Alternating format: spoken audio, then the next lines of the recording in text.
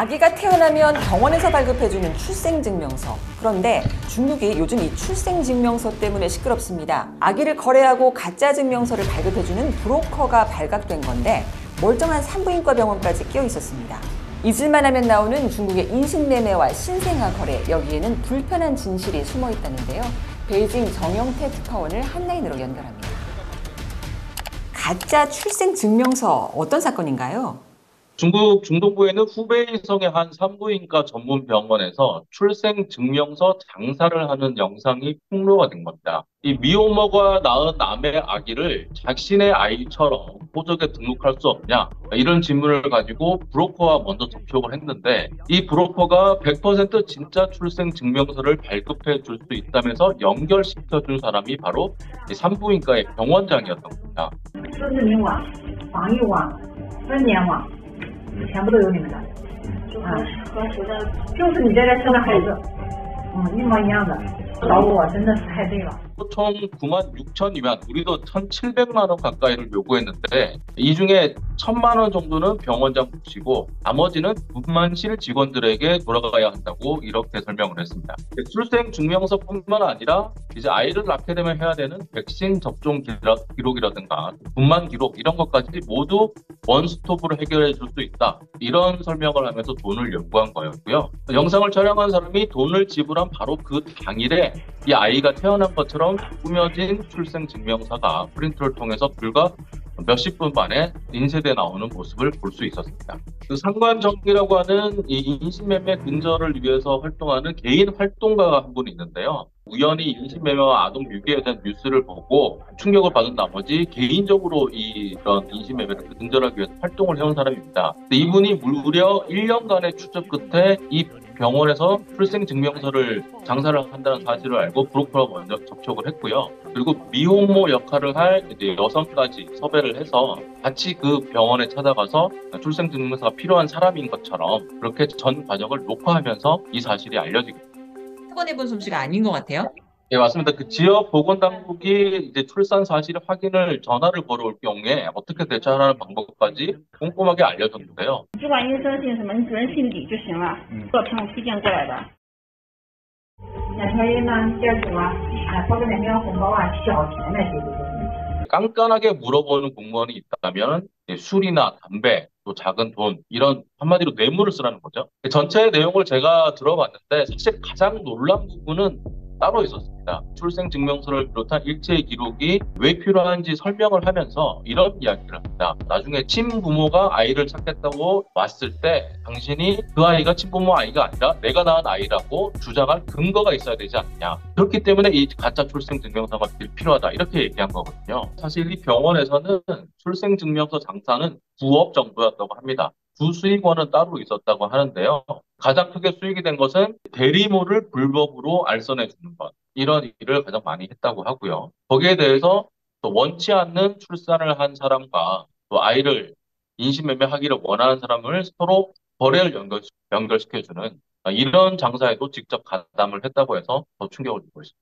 그러니까 불법 신생아 거래가 이루어지고 있다는 정황도 간접적으로 확인이 된 거네요. 이 활동가가 밝힌 내용을 보면은 브로커가 이제 설명을 하는 부분이 나옵니다. 어떤 아이가 있는데 이 아이도 이런 출생증명서 과정을 통해서 다른 사람의 가족으로 등록이 됐다. 그렇게 얘기하면서 당신이 혹시 딸을 한 명 더 원하면 딸을 한 명 더 소개시켜 줄 수도 있다. 병원에서. 이렇게 얘기합니다. 그 전에도 그런 경우가 있었다면서 출생증명서를 발급해 주는 것뿐만 아니라 또 다른 아이를 원한다면 우리가 직접 섭외해 주겠다. 이렇게 거래에 나선 것이죠. 근데 이 사건이 실제로 공개되고 나자 다른 지역에서도 비슷한 산부인과 전문 병원에서 실제로 출산증명서 장사가 이루어지고 있다는 증언들이 잇따라 나왔고 여러 곳에서 지금 방금 조사가 진행되고 있으면서 사건이 굉장히 확대되고 있는 상황입니다. 어디까지 정말 이 사건의 여파가 미칠지 지금은 장담할 수 없는 상황입니다.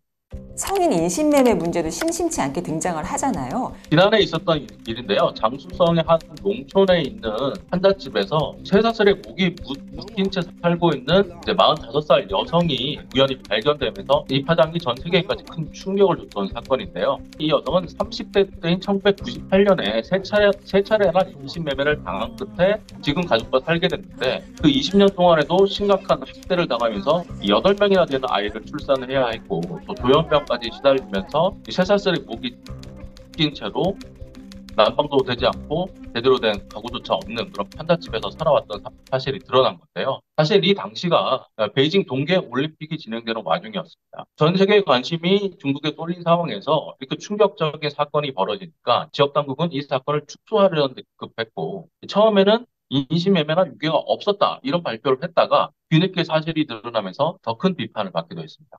그럼 이 인신매매가 어느 정도 광범위하게 또 많이 퍼져 있는지 관련 통계가 있나요? 2013년에 불법 인신매매와 아동 유괴에 대해서 중국 당국이 대대적인 수사를 벌인 적이 있습니다. 근데 당시 10달 동안이나 수사를 했는데 이 10달 동안 적발된 인신매매와 아동 유괴 건수가 4만 건에 이르렀고요. 여성 5만 명, 아동 2만 4천 명이 집으로 돌아갔고, 외국인 여성 1,000여 명도 이 과정에서 구출돼서 본국으로 돌아가는 일이 있었습니다. 규모가 어느 정도인지 대충 짐작을 할 수 있는데요. 이 2013년 당시 조사 때 한 공무원이 1년에 유괴되는 아동의 숫자가 20만 명 정도에 이른다, 이런 증언을 한 적도 있습니다. 지금은 그때보다는 적어졌다고는 하지만 계속 근절되지 않고 있다는 사실을 이번 출산증명서 이 장사 사건이 다시 한번 보여준 셈입니다.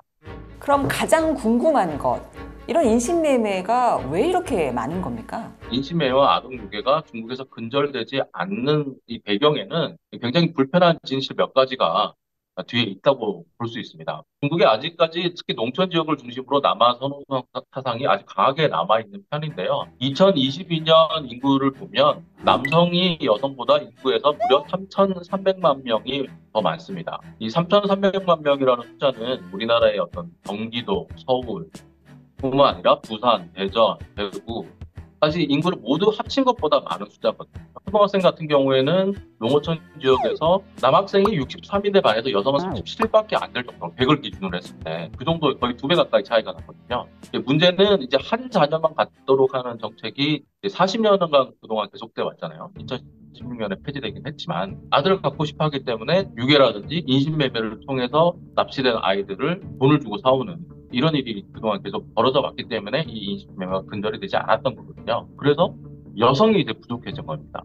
그러면은 그 지역에서 자란 남자 아이들이 이제 커서 배우자를 찾아야 되는데 이 여성 배우자를 찾기가 너무 어려워진 상황이 된 거잖아요. 그렇게 되다 보니까 또 결혼을 할 수 있는 여성들을 인신매매나 유괴 등을 통해서 데리고 와서 돈으로 사오는 이런 경우도 이어지는 거죠. 지금도 중국 뉴스에서 가장 심심치 않게 보도된 내용이 그런 거거든요. 30년 전에 잃어버린 아들을 유전자 감식을 통해서 얼마 전에 찾았다. 이런 뉴스들이 지금도 계속 반복이 되고 있거든요. 근데 그 대부분의 사례들을 보면 농촌 지역에서 아이를 갖지 못한다거나 아니면 아들이 필요하다거나 이런 이유로 인신매매나 유괴를 통해서 농촌 지역에서 팔려가는 그런 사람들이 가장 많은 것 같아요.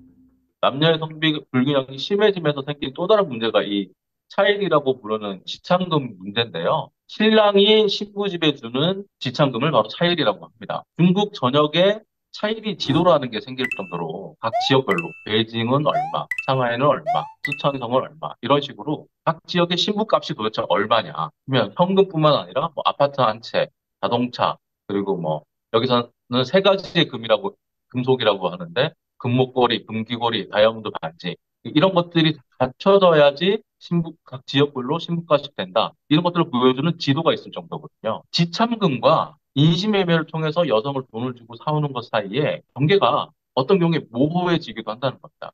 최근에도 중국의 굉장히 유명한 우리로 따지면 유튜버라고 할 수 있죠. 인터넷 스트리머가 자기 SNS 계정에 장애가 있는 여성들의 사진을 올리면서 각 여성들의 신부가, 지참금이 얼마다, 그리고 성격은 어떻고 장애가 있지만 결혼 생활을 할 수도 있고 이런 소개 글을 올리면서 각 사람별로 지참금이 얼마다는 걸 공개하면서 굉장히 논란이 됐었거든요. 그 논란이 바로 그겁니다. 이게 과연 정당한 지참금이냐 아니면은 사람을 사고 파는 인신매매의 대가냐는 논란이 불붙으면서 굉장히 사회적으로 큰 문제가 됐었거든요. 중국도 이 문제를 방치할 수는 없을 텐데 왜 근절이 안 되는 걸까요? 첫 번째는 여전히 처벌이 좀 부족하다는 인식이 있거든요. 앞서 말씀드린 쇠사슬녀 사건 같은 경우에 남편이 징역 9년을 선고받았어요. 이 형량을 놓고도 중국 사회에서 굉장히 큰 비판이 일었었거든요. 그렇게 한 사람의 인생을 20년 동안 망가뜨렸는데 어떻게 징역 9년이 합당하냐 이런 논란이 있었던 거예요.